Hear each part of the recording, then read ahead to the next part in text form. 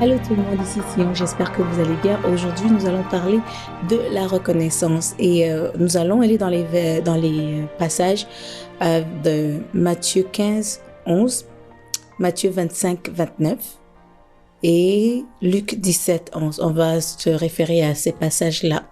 Donc, de quoi est-ce que je vais vous parler? Je vais vous raconter une petite histoire de deux jumeaux. En fait, c'était des jumeaux, c'était des garçons et leurs parents avaient observé qu'il y en avait un des jumeaux qui était toujours content et il y en avait un qui se plaignait constamment. Ils n'arrivaient pas à comprendre puisqu'ils ont grandi dans la même maison, ils sont nés de la même mère et ce sont des jumeaux. Normalement, ils devraient quand même pas être si opposés que ça. Donc, ils ont décidé de vérifier d'aller faire de la thérapie pour les enfants pour vérifier ce qui se passe. Donc, ils ont amené les deux enfants et le professionnel de la thérapie a décidé de faire une expérience et de mettre les deux enfants dans différentes salles. Une salle était remplie de matière fécale et une autre salle était remplie de jouets. Vous l'avez compris, l'enfant qui était toujours content, on l'a mis dans la salle remplie de matière fécale.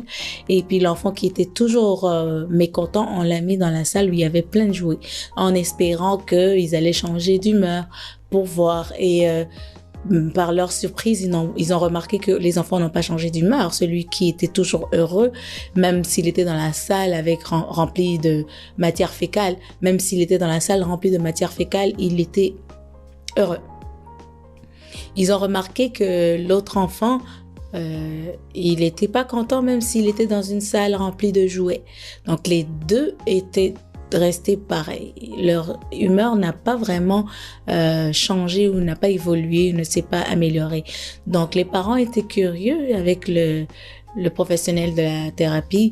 Ils ont voulu poser des questions à l'enfant qui était toujours de bonne humeur, toujours joyeux. On lui a dit, mais tu étais dans une salle remplie de matière fécale, pourquoi est-ce que tu es toujours content? Et il dit ceci à ses parents, il dit, moi j'ai trouvé que la salle était remplie de cette matière fécale-là et c'est sûr qu'il y a un animal, un poney ou un cheval quelque part. Donc, alors moi je suis tellement excitée, je veux voir ce poney-là. Donc, ils ont compris. Parce que l'autre enfant dans la salle remplie de jouets, il avait toujours un problème avec un jouet. Un tel jouet n'était pas assez bon. L'autre avait toujours un problème. Il voyait vraiment les côtés négatifs de la vie uniquement, de ces circonstances. Donc, les parents ont compris que peu importe ce qui arrive, l'autre enfant, le joyeux, serait toujours positif et l'autre serait toujours négatif. Et dans la Bible, qu'est-ce que la Bible dit de cela? La Bible dit que c'est ce qui entre dans l'homme qui souille l'homme, c'est pas ce qui sort de l'homme qui souille l'homme. Et c'est dans Matthieu 15, 11. Ce qui signifie que l'état de notre âme et l'état de notre cœur affecte ce que nous voyons à l'extérieur et affecte comment nous percevons la vie et ce qui nous entoure. Ce qui fait que le secret de la vie abondante, c'est de pouvoir être satisfait de ce qu'on a et d'être joyeux de l'intérieur. De telle manière que il n'y aura pas des circonstances de la vie extérieure qui vont affecter notre humeur ou notre vie ou notre décision d'être joyeux dans la vie. Et il y a des personnes comme ça que leur intérieur sont tellement négatifs, les pensées de leur cœur, leur âme, leur esprit sont toujours plus portés vers des choses négatives, que même s'ils ont des grandes choses, s'ils ont des bénédictions, tous les jouets du monde, toutes les bénédictions du monde, ils auront toujours une raison de se plaindre, d'être insatisfaits et de ne pas se plaindre. Et c'est ça le secret de la vie abondante. La vie abondante, c'est ne pas d'avoir tout ce qu'on a, mais c'est de pouvoir être heureux quand même bien. On a le peu. Et plus on en a, plus on sera satisfait parce que notre satisfaction ne dépend pas de nos circonstances extérieures. Dans Matthieu 25, 29, la parole de Dieu dit que à celui qui a, on donnera. À celui qui n'a pas, on ôtera même ce qu'il a. Et dans cette parole-là, il y a comme un petit secret parce que c'est un peu, on penserait que c'est contradictoire, mais ce n'est pas contradictoire du tout. Ça veut dire que tout le monde a. Mais il y en a qui décident de dire qu'ils n'ont pas ou de voir le côté où ils n'ont pas. Et la Bible dit que à celui qui a, on donnera. Donc, si tu as et tu penses que tu as, ben, on t'en donnera encore plus. Mais si tu as et tu penses que tu n'as pas, ben, on notera même ce que tu as. C'est ça que ce verset-là signifie. Et dans Luc 17, 11 à 19, Jésus a guéri 10 lépreux. Ils sont partis, mais il y en a un seul qui était revenu dire merci et être reconnaissant. Donc, dans ce verset-là, vous vous rappelez l'histoire où Jésus a guéri les lépreux, ils sont partis. Et quand l'autre homme, le seul lépreux est revenu, l'un des 10, Jésus lui a demandé où sont les autres? Où sont passés les autres? Ce qui signifie que pour Jésus, la reconnaissance est importante.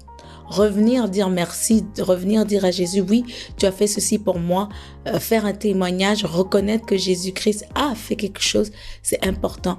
Donc, être reconnaissant, être satisfait de ce qu'on a, c'est très important pour Jésus. Et vous allez voir dans d'autres passages de la Bible que à chaque fois que Jésus s'apprêtait pour faire un miracle, il rendait grâce et il reconnaissait Dieu. Il disait, Seigneur, merci, je te remercie parce que je sais que tu vas faire ceci.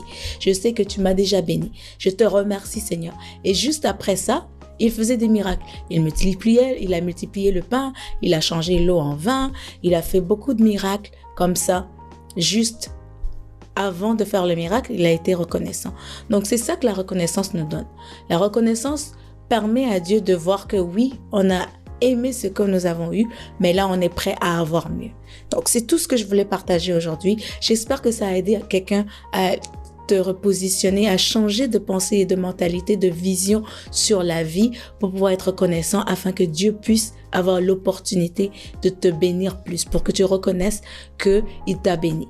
Mais il ne faut pas aller dans la reconnaissance en ayant dans la tête que oui, je vais dire merci à Dieu comme ça il va m'en donner beaucoup. Non. La reconnaissance, vraiment, il faut être satisfait de telle manière que tu te dis, même si Dieu ne fait plus rien dans ma vie, même si Dieu ne me donne plus rien, même s'il ne me bénit plus, s'il ne fait plus de miracles dans ma vie, s'il ne me guérit plus, je suis quand même heureuse, je suis contente, je sais qu'il a fait quelque chose. Donc, c'est ça que je voulais partager. J'espère que ça a béni quelqu'un et on se voit la prochaine fois. Entre-temps, portez-vous bien et soyez bénis.